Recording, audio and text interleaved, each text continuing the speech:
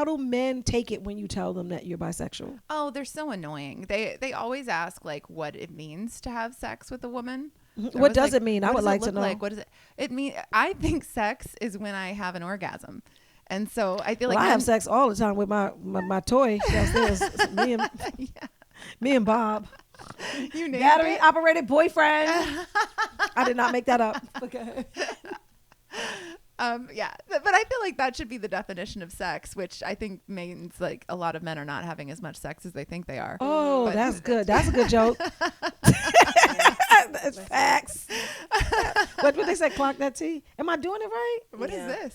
So you clock T. Clock that T. You clock that T. That just means agree. Oh, I like that. You got me? Go ahead. No. I mean, probably. I don't know. But I'm not bisexual. That sounds bisexual. No.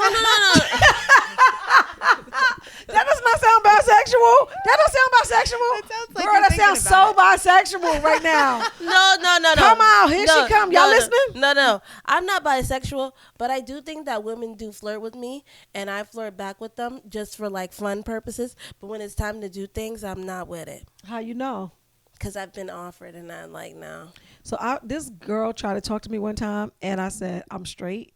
And she was like, so is spaghetti until you get it wet. And I was like, oh my God. I was like, she would have scared me. She would have scared me. And she sent over 2 drinks. like you know how guys send 1 drink? She sent 2 drinks. I was like, I'm about to be with this girl. She was trying to get you wet. Gross.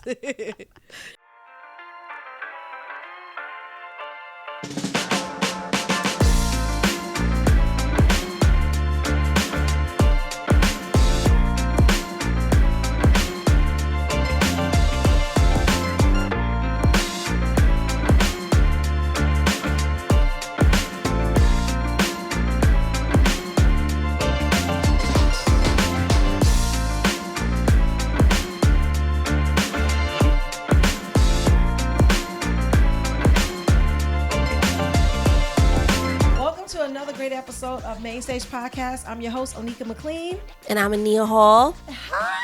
Thank you guys for following us, subscribing to the page. We are loving it. Oh, I see the clips. None of them have gone viral yet, but you know how that works. You got to share it, repost it, do the copy link. So if y'all not copy linking, how people going to know about your girls, right? Mm-hmm. But we have a guest today. So what we talking about?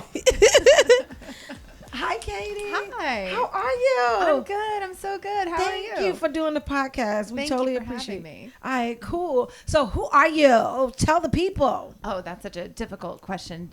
Well, you do know who you are. Yeah, of course. I do know who I am, but for some reason it's stumping me right now. Where are you from? That's hard. Okay, I'm so sorry. Girl. I answer that. Okay. I was born in Denver. Okay. Grew up in California. Uh-huh. Went to boarding school in Connecticut. Uh-huh. Studied abroad in Spain and France. Oh, wow. None of those things mean anything. But it's like, where am I from? It's complicated. You're from freaking the first place you just said. Okay, from Denver? Yeah. Well, no, I think that she's from California. I'm from California. So she was raised in California. When did you go to California? From age 3 to age 13. Okay, you're from California. Yeah, she's from California. Because where you born, huh? Yeah. You know what I'm saying? But where you were raised is the thing. So where in California? San Francisco. Oh, that's good. Yeah. The gay town. Oh, I love San Francisco. That's where they shot Full House. They have the Full House. I know. That's true. Yes. Yeah. And Fisherman's Ward. I love San Francisco. Yeah. Actually, I went to school with the kid whose house was filmed in the Mrs. Doubtfire movie. Really? Oh, really? Yeah. Was he popular or something? Oh, it was a girl named Alex, and her family donated a gymnasium to the school as well. Oh, okay. So remember, you had a school like that. Mm-hmm. They named the auditorium after the family. It was like, all right, we get it. You and your PTA, whatever. So do you feel like California shaped your personality, or do you feel like maybe studying abroad? Like what? Oh, that's such a great question. I do think that I'm definitely like California. I have a California vibe to me. I've been told that I speak, especially when I first moved to New York, that I speak too slow, which I think is a California thing. Yeah. I mean, New Yorkers, we speak pretty fast, so I can see that. Were you born and raised in New York? Yeah, I was born and raised in Brooklyn. Mm-hmm. And Onika, were you born and raised in New York? I was born in North Carolina. Oh, okay. But then I came here when I was like 2. And then I was going to 6. say, Yeah, you have to have been from New York because I heard you talk about opening a light. And that is a strictly New York phrase. Opening a light? Yeah. Really? We say turning on the light in California, but you say open the light in New York. Oh, I never even realized that. Open the light? Is that what I said? You'll say close it, open Really? it. I've heard that all. Do you hear that too, right? I mean, Okay, I don't know because this is where we're from. This hour. So, you know what I'm saying? I don't know. Maybe I do. I don't know. You stand online versus in line, and you open versus turn on the light, right? I think it's because like on Long Island or in Long Island, nobody lives in Long Island. You live on Long Island. Because it's a place. It's like you live on there. But but you don't live. The only but place- you live in Brooklyn. That's different because I'm like in the city. It's still a Long place. Island, you kind of On the island. yeah on the island, or like But this whole thing if you're is like island. yeah, that's true too. It's just weird. We do this to confuse The people that come in here. yeah, exactly. We be like, where's it from? Oh, that's what we're doing. Okay, so how did you start comedy? Oh, that's a great question. I started I joke that I started comedy following a breakup with a woman. Okay. So I had been going to a lot of different creative things with her. Like we would go to screenwriting classes, singing classes, acting classes. And She didn't have a job. She did have a job. She had a very fancy That job. doesn't seem rich or poor. Like it's two ways. Okay. No, she was very fancy. Okay. She was very fancy. Okay, she was rich. Okay, Yeah, she cool. was.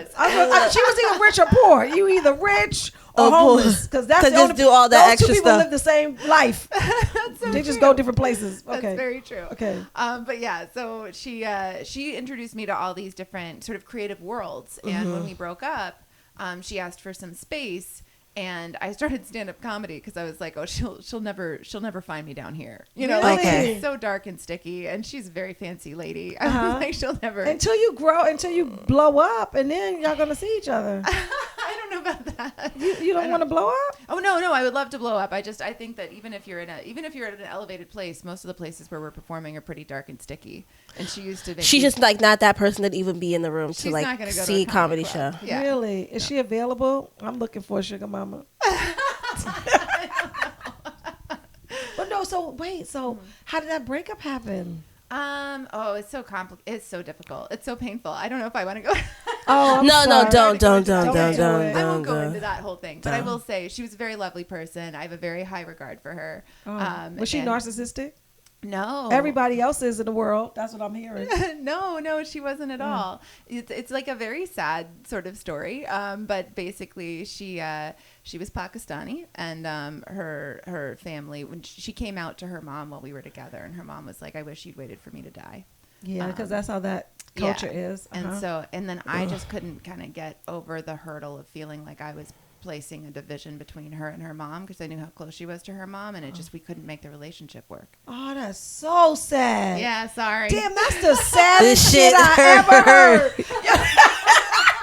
I'm trying to make a joke, but I can't. Damn. Can I tell you I do have a joke about it though? You Okay, do? let's hear. Oh my god. Because I'm like, this is I do. sad. Well, Damn. Here's the thing is that when she found out, her mom disinvited me from Thanksgiving. But I think Okay. there's like something poetic about being a white woman disinvited from Thanksgiving by a family that most Americans would mistake for Indian. Uh-huh. That's the joke. It's not very good. But that is a really good story, and you should probably tell that on stage. Like, it doesn't even have to be a joke. It's just like just the complexities of that, like, damn. Yeah. And is she gonna like end up with a guy to keep her mother happy? yeah, I don't know. Like She shouldn't.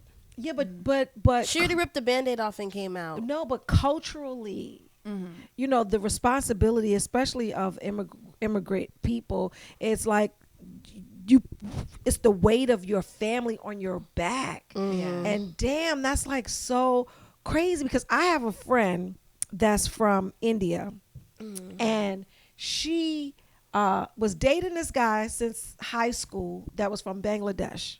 But if you know anything about the Indian culture, that ain't flying. Right. And the same thing happened with her. She was dating this guy since she was a kid. And then when they got grown, she told her dad, like, I want to marry him. And he was like, over my dead body. Oh my God. And he was like, and they ended up getting married or whatever. And the dad did die, not because of what happened. He got sick, but she had a good conversation with him. And I don't even have permission to tell the story, but I ain't say your name, girl. Okay. So, and she asked her dad, like, why did he feel the way that he felt? And it was not because of the guy, but the embarrassment that he thought he was going to have to deal with his family. You know what I'm saying? So it's not really even about the dad. It's about the judgment that he would have experienced with his siblings. And when she understood it, she was like, wow, like everybody is just trying to make sure that everybody around them is accepting them. And sometimes in that acceptance, well, I just decoded racism. In that acceptance, you ostracize people. In your desire to be accepted, then you don't accept people. That's crazy. It's heartbreaking. That is heartbreaking. There's never been a guy that I said, I don't want to come between you and your mother. I'll be like, is she dead? What is up with your mama? First of all, I always date guys that don't even like their mother, Harley. Okay. You always date guys that don't like their moms? But, well, they like them, but they really do have a mother womb. They just don't understand it. I think that's when guys date single moms. That's what that's about. That really unlocks a lot for me. What do you think, Nia? I mean, me personally, I don't really like make it a big deal about meeting someone's parents or like family and stuff like that. Just because me personally, I just don't think that like they're really on my side anyway. Not saying that like, oh, I'm a bad person or anything like that, but it just feels like I'm not gonna be like, oh, this is my mother-in-law. Like, we're not married. Like, those are. I'm not going to be delusional or like let me meeting your family feel like, oh, I have a one up now in your life. Like, to me personally, like, no. And I feel like it's because how I operate with my family and people that I date, I don't really allow them into my space with my family. And I feel like when I do, that's because I'm trying to show you like, hey, I feel you a little bit more. But even then, like, I just don't like it to be an open space. Just because sometimes people think that, oh, if they meet your mom or they meet your dad, that they're like in. But it's like, she's being fake. So you're out. You know what I mean? So you're bisexual. I'm bisexual, yeah. Okay. So you're out. And did you tell your parents? Like, how did that come about? Yeah, I didn't come out until pretty late in life. I think I was 34. I had gotten divorced to a man by the time that I told my mom that I was interested in women. And my parents... Wait, did you ever have sex with women before? Before coming out to them? Yes. Okay. But I just like when you were married, did you have sex with women? When I was married, no. I'm a monogamous bisexual person. Okay. So I'm only with one person at a time. So I was only with my husband while I was married to him. It was before that relationship that I had been with women. Okay. But I and after. But I didn't come out to my parents until after the divorce had happened. And my parents both had the exact same reaction to it, which was like they were like, well, I guess there are all kinds. What does that mean? They could not understand how someone that looked like me would like women. Really? They were like, it's so many of y'all. I don't know. They were like, we have lesbian friends, but they're not. Oh, you're like cute. That. They coming for the lesbians. They say y'all not cute. Y'all are cute, but I get what she's saying. Lipstick, is that what it's called? Lipstick Sometimes lesbian. people will say lipstick lesbian. Well, good, because it's a lipstick podcast. Oh yeah, we should. Perfect. But yeah, I'm definitely a femme type of person, and I've always been attracted to femme types of women. So that's been. So how do men take it when you tell them that you're bisexual? Oh, they're so annoying. They always ask like what it means to have sex with a woman. What does it mean? I would like to know. What does it? It mean? I think sex is when I have an orgasm, and so I feel like I have sex all the time with my toy downstairs. Me and Bob. You named battery it? Operated boyfriend.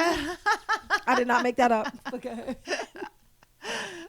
Yeah, but I feel like that should be the definition of sex, which I think means like a lot of men are not having as much sex as they think they are. Oh, that's good. That's a good joke. That's facts. What they say? Clock that T. Am I doing it right? What is this? So you clock Just T. clock that T. You clock that T. That just means agree. Oh, I like that. You got me? Go ahead. No. I mean, probably. I don't know. But I'm not bisexual. That sounds bisexual. No. That does not sound bisexual. That don't sound bisexual. That sounds like Girl, you're that thinking sounds about so bisexual right now. No. Come on, here she come. Y'all listening? No. I'm not bisexual, but I do think that women do flirt with me, and I flirt back with them just for like fun purposes. But when it's time to do things, I'm not with it. How you know? Because I've been offered, and I'm like, no. So this girl tried to talk to me one time, and I said, I'm straight.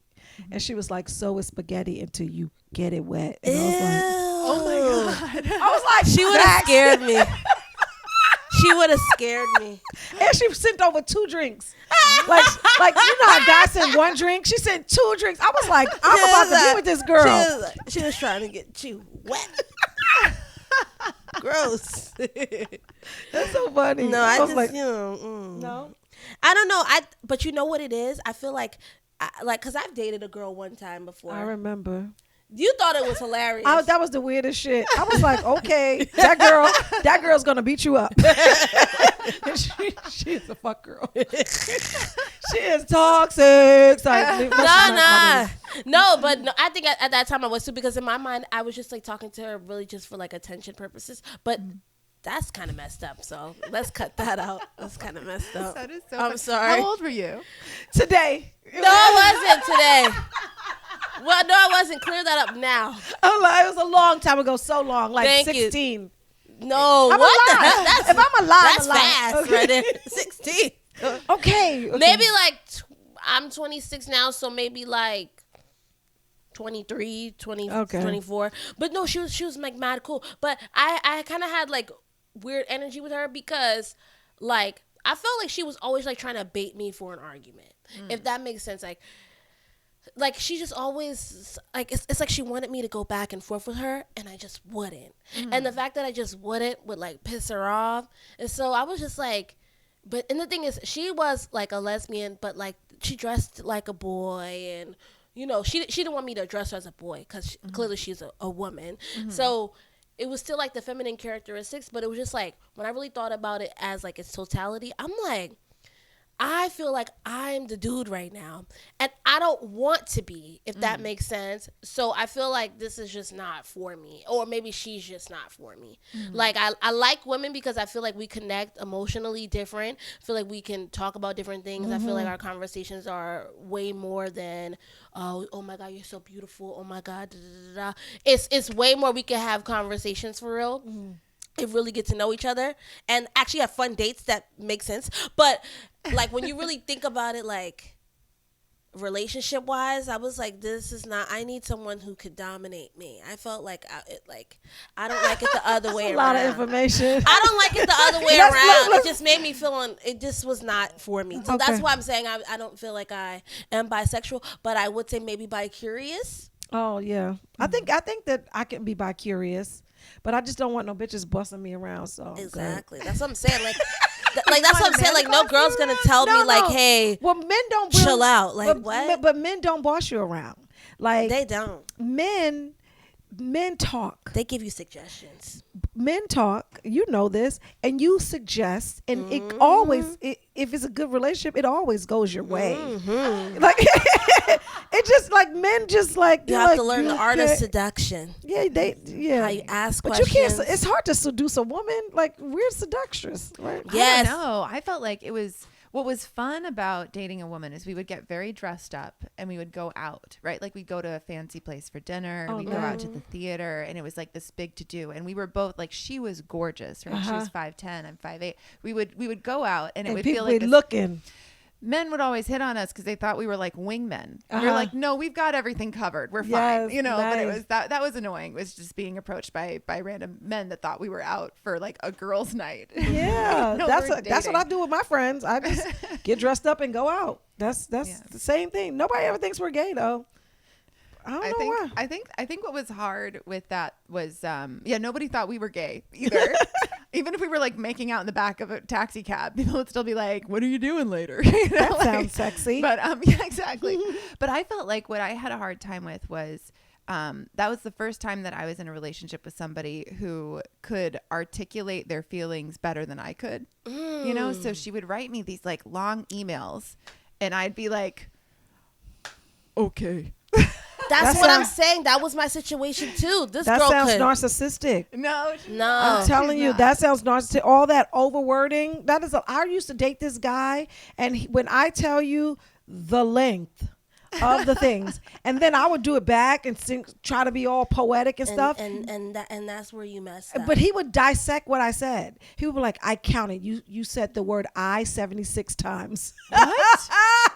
You was a sick son of a bitch, sir." Leave me alone. No. Yeah.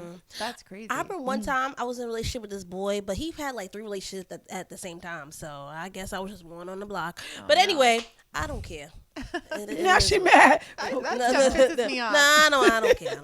But anyway, he sent me this long paragraph trying to think he could tell me about myself.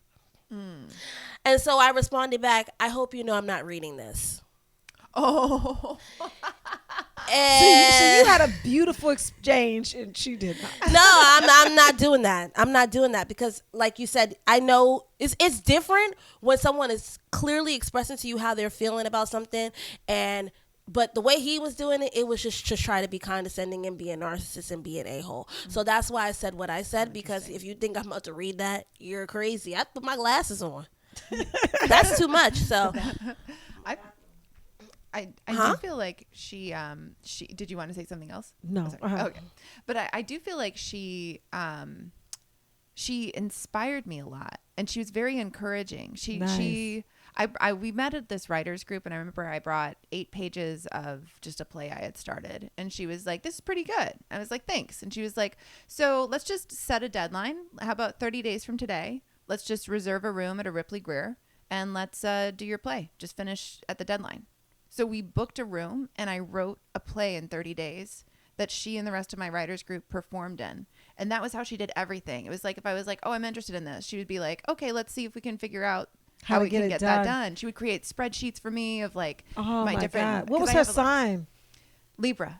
Yeah. Wow. I'm a Libra. Oh, really? I'm nothing like that. Spreadsheets. Shit. I was like, I need that. I wanted her sign because I was like, can I get with it? When they're sorry. You have that was it. Good. Wow. But yeah, but I think that's true. I think that women really want to make their partner better. Yeah. And I think that men are generally pretty complacent with whatever's going on. Yeah. So I feel like you can get better and better if you're with a woman, but you'll never feel like you're good enough. Or you can be with a man and just not improve. Is it weird? Really? Is it weird that I actually have like the opposite? Like, I don't know what it is, but I deal with men that try to make me feel like I am not, like you say, not good enough. Not good enough in a sense of like, oh, you should do more, but it's just kind of like feels like anything that I do, it like if I reach a threshold, the push is like, it's kind of like gets further and further away. Yes. And I hate that because it's just like, what the hell? I don't do that to you. The more that you do, the more they expect, you think? I feel like I don't do. Oh, and okay. so the fact that I don't, they're trying to make it seem as if I should. But in my mind, I'm like, no, I feel like the only thing I should be focusing on is me. And if we align, then we align. I feel like a man's job is to assist and to improve whatever I have. So I don't feel like it is vice versa, like that I'm supposed to be doing that for him. At least right now. I don't know if that is the case. Well, maybe because you're in your 20s. Exactly. Because what do you feel like a man's job is? I don't really feel like. I don't know. I don't really feel like they have a job. Well, I mean, in my current relationship, I love y'all. Y'all are so cute, Chance. I know, he's amazing. He does a lot. He loves you so much. He's God, very it's so sweet. crazy. He's like, isn't she amazing? Yeah, relax. Pump your brakes. He's very sweet. He makes Soren's lunch every day for He school, does? and he takes Soren to school every day so I can sleep in. That's very sweet. He's watching Soren right now so that I can be here, which is like, that's crazy. I've been a single mom for like 8 years, you know, and so I've been for 20 something, no 30 something. No, so wait, much, no really? lies. I left my ex-husband when Imani was when I moved here in 2008. So whatever years that is. Oh wow. But single mom sucks. Yeah. It's hard. Well, you're juggling I feel like I juggle so much. Yeah. And then now that I have 17 somebody years. somebody to help me out, I feel like I just added more to my plate. So Yeah. I can't seem to stop and just like relax. I But just find it's out I keep because doing it's more. because you have to do so much, and in your mind you're like, I'm responsible for this individual, and how they turn out is on me. Yeah. And it's not like, I don't think it's healthy. I don't think it's how we're supposed to, as human beings, supposed to raise children. I don't think you're supposed to have, it's so atomic. It's so like an atom. You know what I mean? Every family is just its own isolated unit. And now that I've talked to more moms, I also feel like there's not that big of a difference between a mom with a partner and a single mom, because I feel like a lot of partnered women are still doing all of the things that take care of the children in addition to needing to provide. Yeah, it's a whole, they have like a whole movement on TikTok, and it's called Marry Single Women. Oh, really? And like some women are coming clean that they're not getting help, because oftentimes what married women do to single women is they try to make it seem like their life is so much better so that they can shit on single women. And now they're like, I'm really doing all this stuff myself. Yeah. And like I really got a third child, which is my husband. Right. And, Right. and not that we shitting on husbands, because we love men here. It's a safe space. And we have Ryan, who is in an open relationship, so he's a whore. He is not monogamous in any kind of way, but he loves his woman too. So yeah, so single motherhood, like, what if you had to talk to your younger self about what single motherhood was gonna be like? What advice would you give yourself? Oh, I wish I had told myself to relax. I wish I could have relaxed at the beginning of it, because I really just like lost my mind. I was like, how am I going to do anything? It felt so impossible to me. I think when I first became a single mom, it's like a whole crazy thing where my parents had been helping us. They had been like kind of partially supplementing both my and my husband's income. Shout out to rich white parents. Yeah. Well, or a little bit. well, when he left, they withdrew their support, because the idea that they had was that if he thought that they would support, he wouldn't support enough. But he went to school, so legally he was not obligated to provide any money to me. But I was able to basically convince him, along with the lawyers, to send me what was calculated based on his previous income before he started school. So he was sending me $500 a month. I was living in like Midwood, Brooklyn at the time, and I was making like $30,000 a year. Girl, when I tell you we have a similar story, that's not the parents part, the parents part, but yeah, finish. Fuck, I had 2 kids and I was getting $308 a month. That's crazy. I was like, what are y'all saying? Oh my God, I want you to talk to my dad, because Yeah, it was so sad. It was upset about it. And it was so relaxed. Like single moms, I'm gonna just look at the camera when I say this. Relax and enjoy it, because it goes so quickly, and you feel like it's never gonna end, and you're never gonna, have a chance to breathe and have an adult life. But you will, and you do. So get your crew together. Yeah.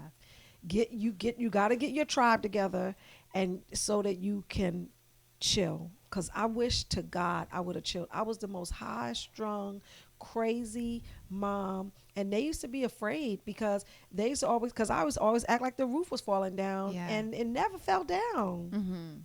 And I always felt like it was going to, but there was no proof that it was going to, because I would not have let it. Yeah. And you won't let it. Yeah, but it was very scary. It still sometimes is scary. Like there are things that pop up. It just feels like there's no safety net. But what was nice, I think what was fortunate about that time was that it forced me to really take ownership of my resources, I guess. And I asked for a raise after a raise after a raise. By the end of a year, I was earning more independently than me and my husband had been earning together. Amen. I like more than doubled my income. Me too. So yeah, so I feel like it did like push me forward in that God way. will replace it. Like he will replace it. Like I just felt like that's what happened with my life. But I want to say something. As a child of a single mom, what if you had to tell us something? What would it be?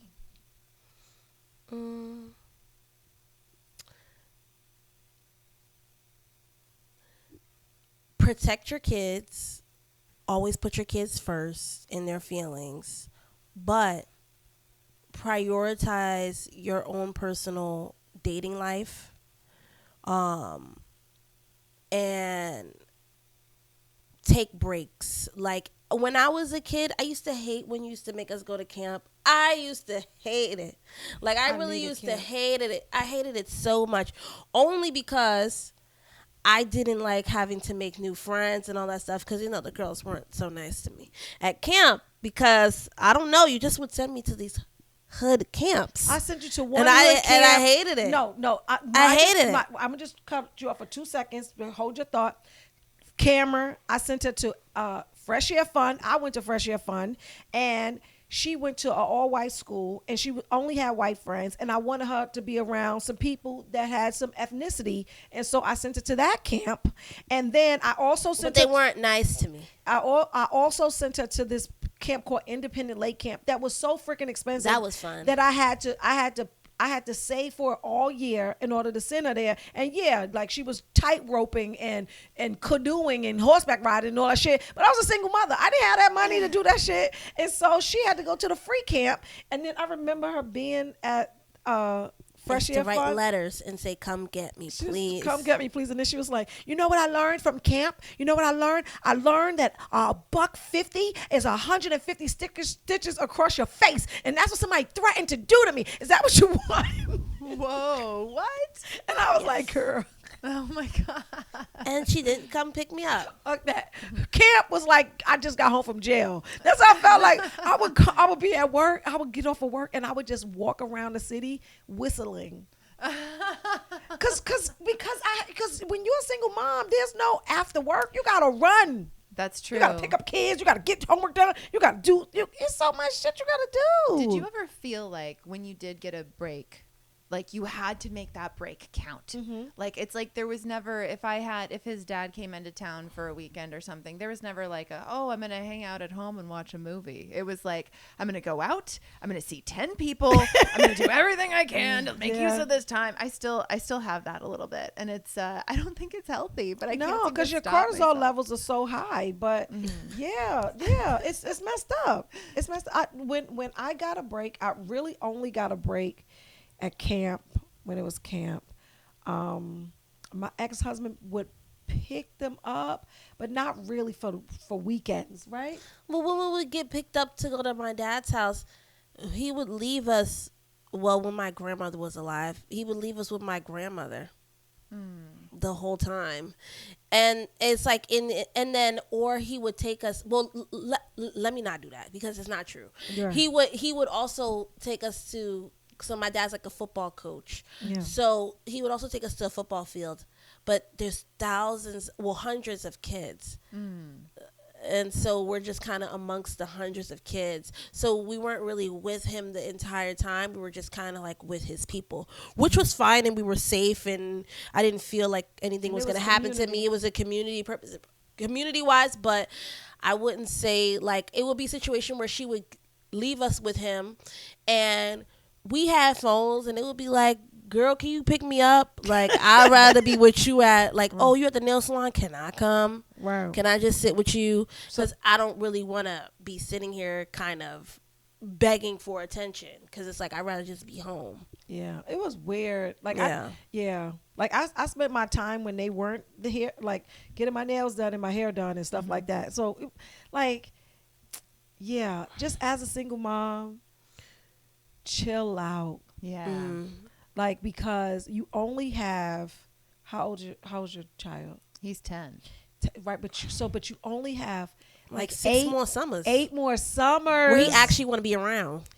No, 4. No, yeah, I'm like, he's a boy. Damn, He's right. gonna be like, damn. So you don't have that much time that he's gonna want to hang. Yeah, So just start hanging. that's true. I wish that I hung with my children all the time, but I wanted to make them cultured individuals, because I grew up in the projects in East New York, and it wasn't cultured. And so I would take them to the museums and the this and the that, and they hated that shit. They hated it. And I was like, they have an art exhibit at the butterflies are at the Natural History, and they just be like, Mom, God, I don't want to go. And I was like, you gotta fucking go. And we'd be there at the zoo, and they'd be like, I hate this bitch. Oh my God. I dragged my son through the butterfly exhibit, just sobbing. And it's so hot. It's so hot. He's crying. He's upset. He's scared. Yo, it don't have to be that hot in the butterfly exhibit. Come on now, Natural History. Y'all crazy. No, It's all sweaty in there.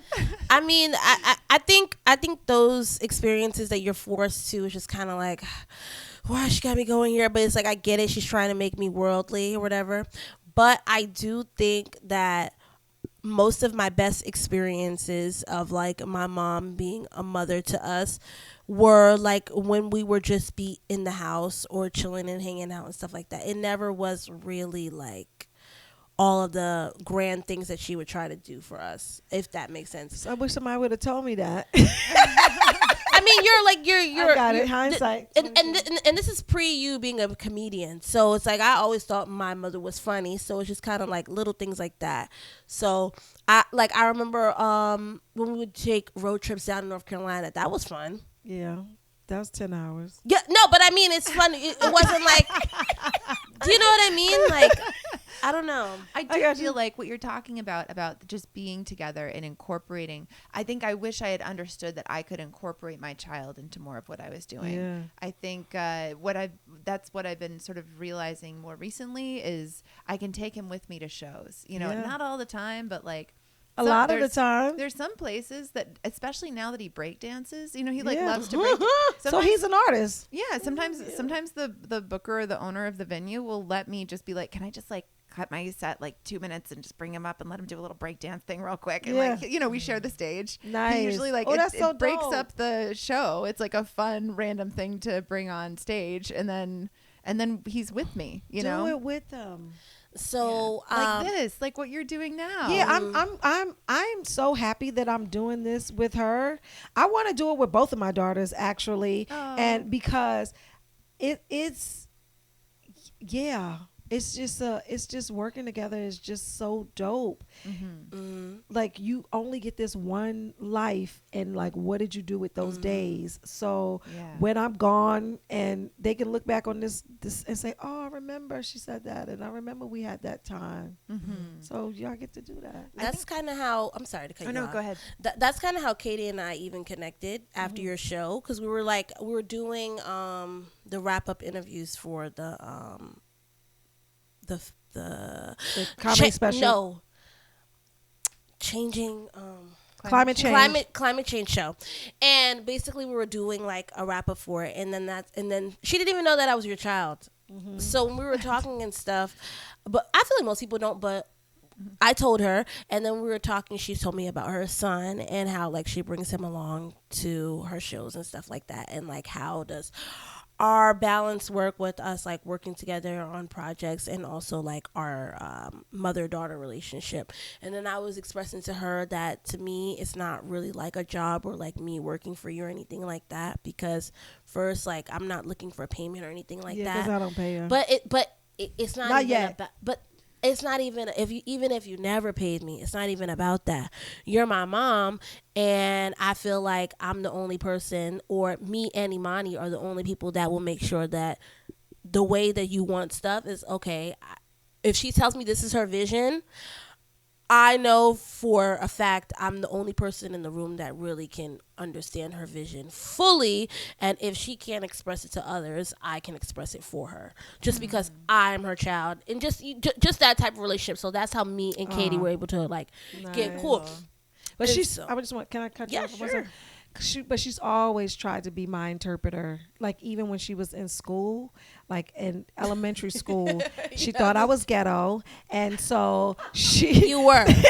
and so if I like went to the You school were. to say, nah, nah, nah, nah, nah, she was like, what my mom is actually saying is, Yes, I have to correct you.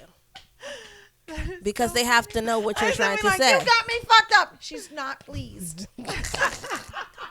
She's not pleased. She's not pleased with the education that I'm getting in this moment. Mm-hmm. As a black woman, I'm not being seen.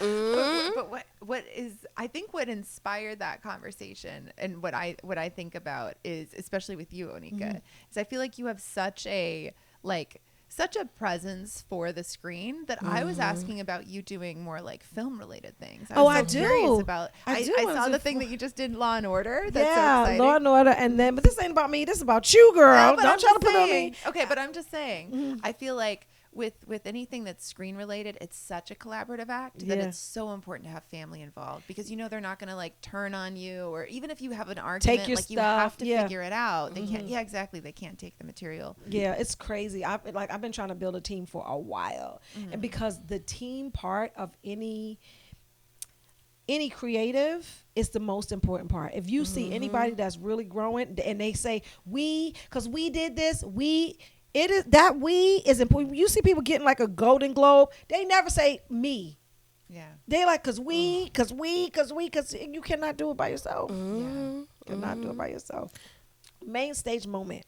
Well, before the main stage moment, I also wanted to kind of like transition to how like, so I collaborate with her in a sense of like her comedy and stuff, doing the podcast, helping out and all things like that.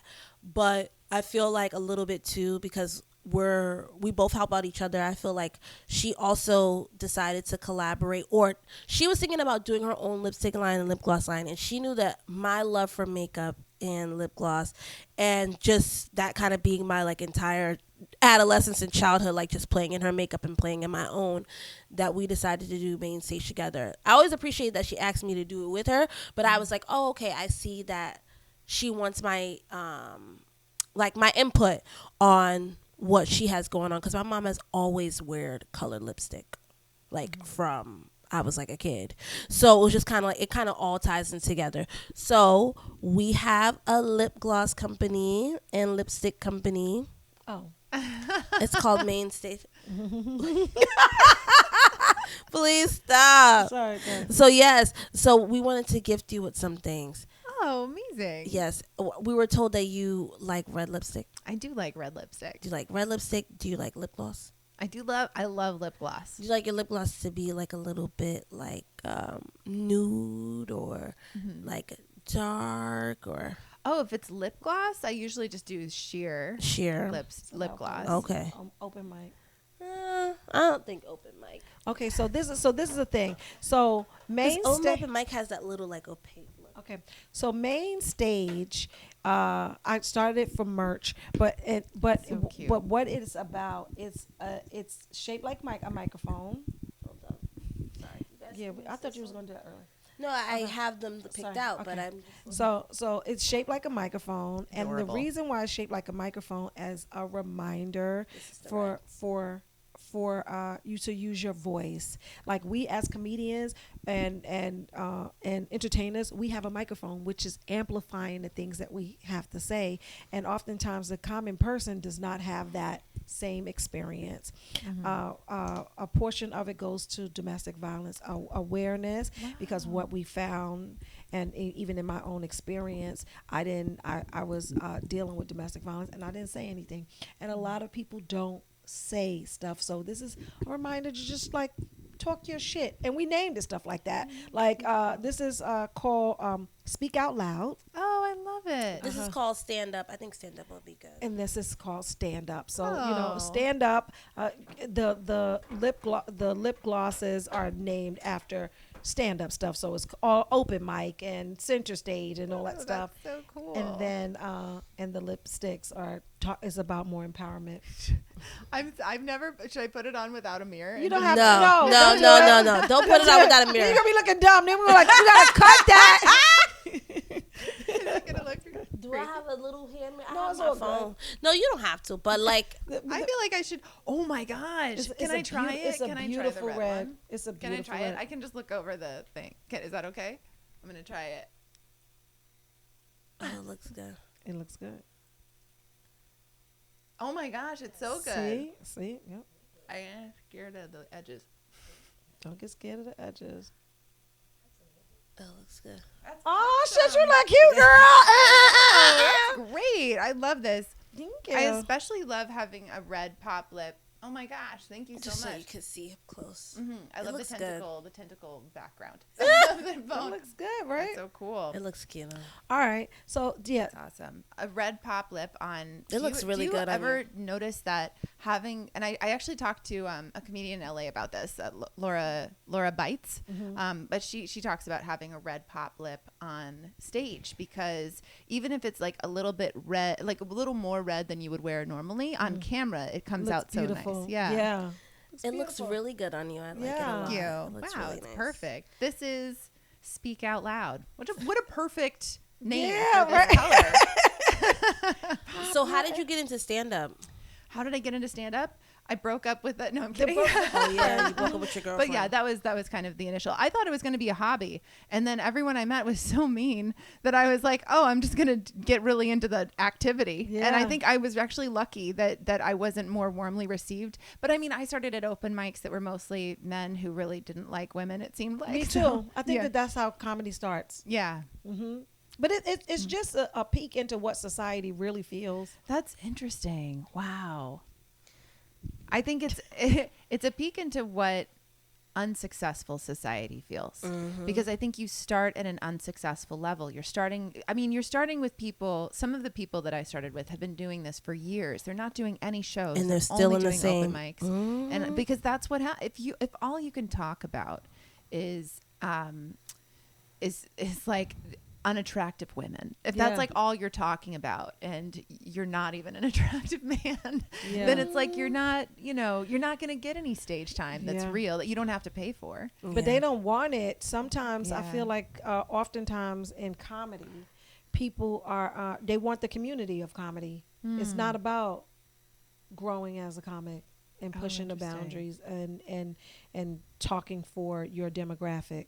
Because I don't feel like a lot of comics understand that, but oftentimes the newer comics don't realize that you have to find a tribe that you are speaking for and then talk for them. I love that, like with your comedy specifically, you actually have like another niche to it. You do like psychic readings within your comedy. That's true. I do psychic readings Do sometimes. you? Yeah. So this is exciting. So wait, so can you read us? Yeah, I can read you. You can read it? Okay, you want to get read? Well, I want to ask her a few questions. Okay, cool. Let me just chill. Yeah, Go ahead. I want to ask her a few questions before being like Okay. get a psychic reading. Okay. Well, first, is there certain requirements that you need from a person before you can get in and dive into knowing what is the unknown? You have to not be high on marijuana. I don't know Okay. why. That for some reason that's like whiskey dick for psychic readings. If I'm high or the person that I'm trying to read is high, I can't see anything. All I see is Okay. smoke. So it's really? Wow. yeah, it's this really interesting thing where it just Okay. like it's this weird shield, and it's very hard for me to read stuff. So that's one thing. The other thing is I'm not like arbitrarily picking up psychic stuff all the time. I kind of have to like go into a state and intentionally do the reading, and I always require a person's consent. So sometimes when I tell people, oh yeah, I can do like psychic stuff, they're like, oh, what are you picking up? And I'm like, oh no, I don't. You have to tell me that it's okay. It's like I'm entering You somebody. gotta I allow need people consent. into their energy. I need their permission, and I need their permission not because that's a requirement for me to be able to do it. It's because that's how I was trained. I worked with somebody as an apprentice for 4 Oh, that's years, dope. and that's like a very like fundamental tenet of the ethics of what we do is you never read somebody without them giving their consent. Oh, wow. So with my shows and things, I always require volunteers. I'm never going to be like, how about you? Why don't you come up here? You know, Wow. How did you know that you had that ability? Was it something that was like in adolescence or something that just like kind of came across? it's such a crazy story. Okay. So this is a crazy story. So basically, I got born again, like Christian, at a baseball game in Georgia. And I don't know how to explain it. It was like I went to see a baseball game. Did you have your hands up like I surrender all that? Was it this? I was dating someone in college, and I went with his mom to his baseball game in Georgia, and she took me to church, and I wound up being like, I'll get baptized. And so they did the thing where they put me in the tank or whatever. And after I was baptized, the first time at the church they put you in a pool. I went into this like little it was very warm water. He baptized. Oh, I know me what it is. Yeah, I know what it is. And when I came out, I started experiencing like stigmata. Like I felt like I had like piercing feelings in my hands, and I felt like there was electricity all over my body. Hallelujah. Well, my parents had me committed pretty quickly. I went to a mental that was the hospital. Holy Spirit. They were like, you're hallucinating. Oh, and my so God. I was in and out of hospitals for 5 months, and then I got shock treatments. And after the shock treatments, which is where they would like, it's not as horrible as you think it is. They put you under, like I was under general anesthesia. They pass a current through your brain. It induces a grand mal seizure several times per session. This is when you had your kid already? This is before I had my kid. Okay. I was 22. I was very young when this happened. So after the shock treatments. Why are you looking crazy? Because that's a lie. That is a lie. After the shock treatments, I was like, I don't feel anything.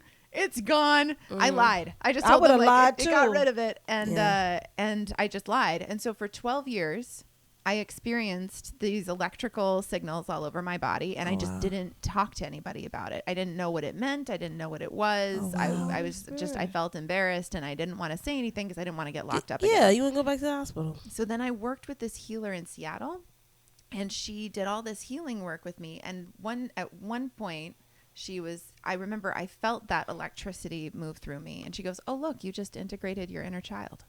And I was like, "Wait, what?" And I was like, "Wait, you can see this? You could see that thing?" Because she described like where the movement was on my body. And she's like, "Oh yeah, you're just feeling your energy field. That's your energy field. You're able to perceive it." And she's like, "But your energy field is a little bit fried because of the shock treatments." Oh, okay. So I worked with her for a while. I did a lot of healing work for myself. And I went on this poetry. I got a partial fellowship to do this like poetry retreat. And while I was in the poetry retreat, I just started just seeing if I could pass my hand over people and just seeing what I felt. And I realized that I could feel mapped on my body the pain in another person's body. Oh, so God. Like, oh, you have pain in your left ankle. You have pain in your right shoulder, things like that. And it was pretty accurate. It was pretty wild. So I started working with this woman as an apprentice while also seeing clients. So sometimes I would see a client and talk to her after, and sometimes I would see a client with her on the phone, and I would just confirm with her that I was like perceiving what I was perceiving. Wow. And I ran a lot of workshops as well with like groups and things like that. So I did that through the pandemic. I felt like, especially when things went into lockdown mode, I felt like very much like a calling to kind of share with people about, because it's really about empathy. It's really about like seeing what other people are going through. And so I did that for a while, and then right before starting stand-up, I stopped doing it just because the people that were coming to me were usually in a lot of pain, and it was just too much weight to carry. Yeah, because that's what I was about to say. How do you get rid of it? Because I know, like, I feel stuff, and then I gotta hug that tree outside. Yeah, because like I'm intuitive, and I hate it though. I don't want to feel people's stuff because it takes days away from me sometimes. Oh, I can give you some suggestions for that. Thank you, because I'll be like, what? This ain't even my shit. Well, there's one very simple exercise. I actually tell this to my students sometimes if they get too distracted by other sounds, but you just like imagine a green sphere and like surrounding you. And with every in-breath, that sphere becomes darker, like more opaque. And with every exhale, that sphere widens a little bit. And what it does is it's absorbing all the emotional energy of the people around you. And that was actually not from the person that I worked with. That was just a friend who was told that by a doula when she was giving birth. Oh, wow. And it was how she was able to focus to like push the baby out. But I think it's a really good suggestion, and it's always been helpful for me when I feel like I'm feeling too much energy or I'm feeling too many emotions around me. I'll just block it out with that green sphere. I had somebody has said to me before about my thoughts, because sometimes my thoughts are erratic and I can't control them. And she said, picture yourself on a beach. You're the only person on the beach, and you send your thoughts out on the the sand. Ooh, I love that. And then you tell your thoughts, organize.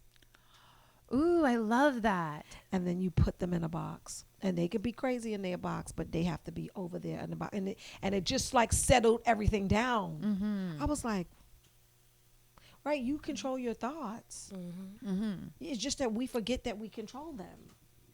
That's Wow. beautiful. And I think there's so much you can do to like kind of cast a spell on yourself in certain ways. Wow. That's really cool. Okay, go ahead, but we'll finish. So, do you want to do a reading on Yeah, us? I would love to do a reading on you Wow. guys. So, and just to be clear, I don't see the future because you have free will and the future is not yet determined. But It surely is not. I That's can- why when these guys be future front ain't talking about all this stuff that's about to happen, I be like, we're right here today. Don't try to play me. That's a narcissistic tactic. Really? You know what that is? to talk about the future? Yeah, they talk about the future so much, and then you start thinking that they want to be in your future, and then you get closer to them, and they've never done anything except talk about what they're gonna do in the future. wow. And then we're gonna go on this play, and then I can't wait, and I'm gonna marry, like all the things, and you be like, Oh, wow. what about today?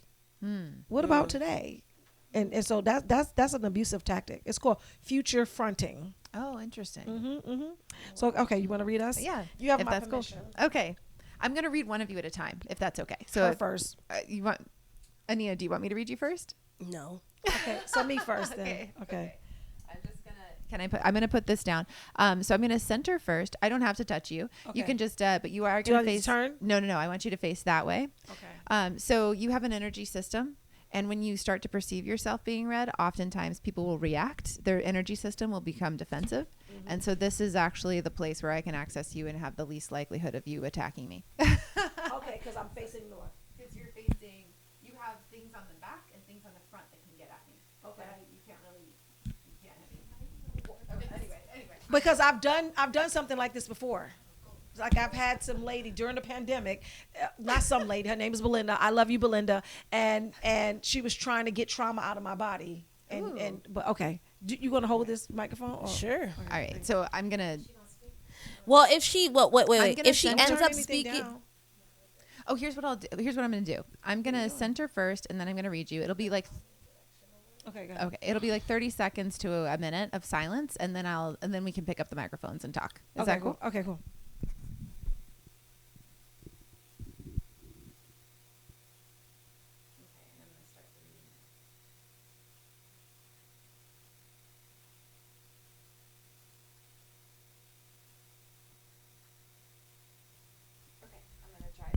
I'll tell you what I saw so far. I'm pretty amazing, right? You are amazing. Yes, you are. You are.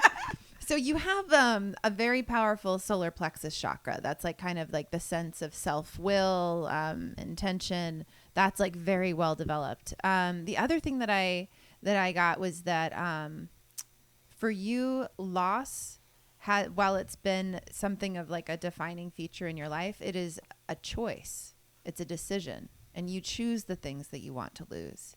And right now you're in a position where the choice regarding what you want to let go of, what you want to release is very critical because it's going to inform what comes in.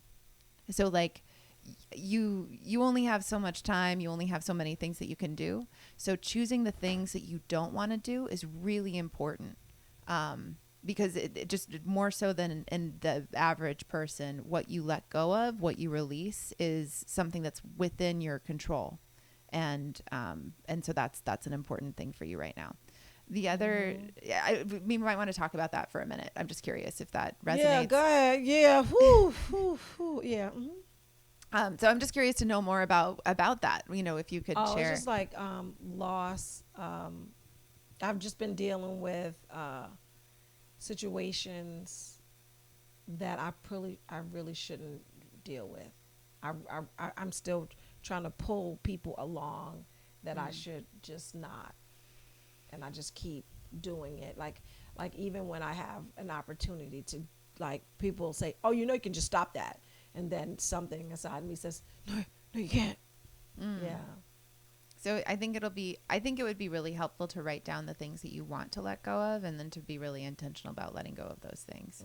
I think right now for you, it's a very pivotal moment to choose what you want to release rather than choose what you want to hold on to or what you want to pursue. What I want to let go of. I've never wrote that down ever. I think if you really thought about what you let go of, the things that are coming, you don't even know. Like, you don't even know what could happen, but things will come to you if you let some stuff go.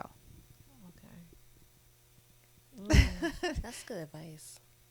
Okay. Ooh. The other thing I picked up is that, like, this was a little fuzzier, and I could do another deep search to see if I can find out more about this, but I feel like you had some incident with a wheelbarrow when you were very, very young. And so I'm assuming it must have been in North Carolina, but there was something like falling out of a wheelbarrow or falling while pushing a wheelbarrow or something like that was like a very scary experience for you. Do you have any memories with wheelbarrows? Do you have, like, can you talk to your mom or dad about it or something like that to ask? They weren't there. They My weren't there? grandmother raised me. Oh, your grandmother was, and is she alive? She's dead. Oh, damn. Because I talked to her in my meditation. I Okay. don't remember. Yeah, I'm curious. But I know that my inner child is afraid all the time. And I always have to, like calm her down.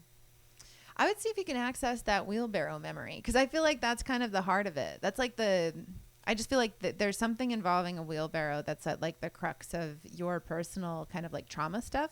And if you could remember that particular moment and like the things that surrounded it and kind of go back mentally and imagine sort of like wrapping your arms around that little girl or whatever, you could find yourself healing a lot of stuff.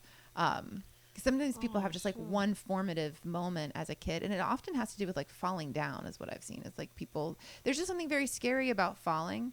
But I don't know if it was that you were like playing in the wheelbarrow and the wheelbarrow fell over, but it was just something that affected your sense of safety. And that's like one of those core things that if you could address it or uncover it, you might unlock a lot. No, this is really good. Because now you got to figure out what the wheelbarrow moment was. Do you want me to do another scan on Yeah, it let's to see do if I another can find deep out more dive. information?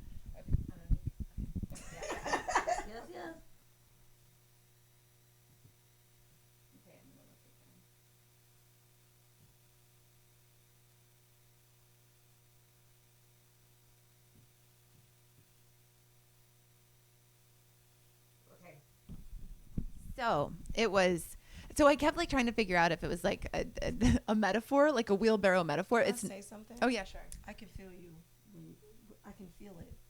You can feel me like inside. Yes, I can feel it.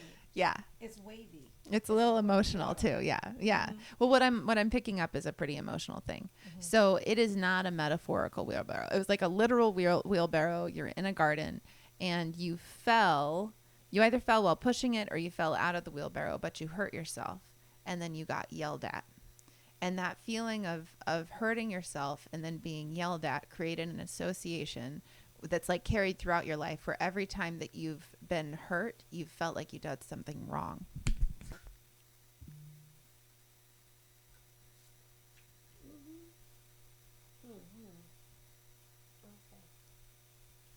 And I felt the emotions of that too.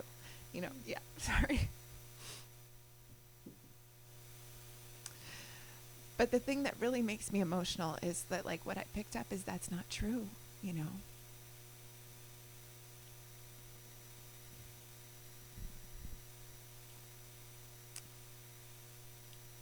Because I feel like I'm hurting myself. I made the choice, so. But you're just hurt. It's an external thing that's happened to you. It's not something that you caused. It's not something you're responsible for. It's just a thing that happened to you. And sometimes things happen to you and it's not your fault, you know?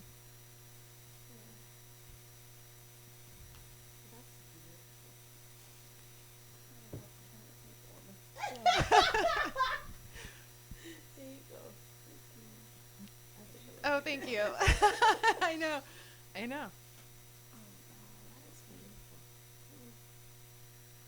But it's such a special thing to know that, I think, and to be able to start to unpack that and identify when if something happens where you're affected negatively by something, to start to separate that feeling of guilt from the thing that's happened to you.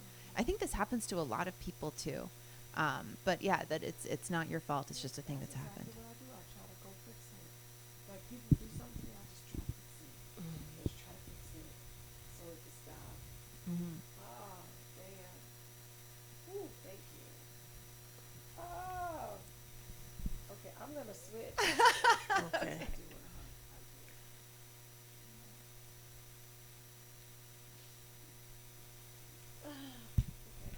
We're gonna switch sides. All right. My leg died. Oh, man. It's not always so emotional, I should say. God, thank you. But think about it, like your own personal memories didn't even remember that, but your body remembered it. Yeah.